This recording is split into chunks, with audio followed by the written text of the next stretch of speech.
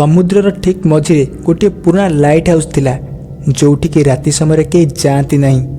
कहुए सेठारे गोटे आत्मा रोची। से आत्मा सेठारे ड्यूटी समय मृत्युवरण करथिबा गार्डर। गोटे दिन हरीश आउ तार सांग सेठाकु जाई सत कण जानिबाकु चाहिले। रातिर अंधारे कैमेरा आ टर्च धरी से लाइट हाउस रे पहुँचले। सेतेबेलकु चारि पाखरे काफी अंधार होई सारी थाए। जेतेबेले हरीश आ तार सांग माने सेठारे पहुँचले सेठारे बंद पड़िथिबा लाइट हाउस हठात जली उठिला।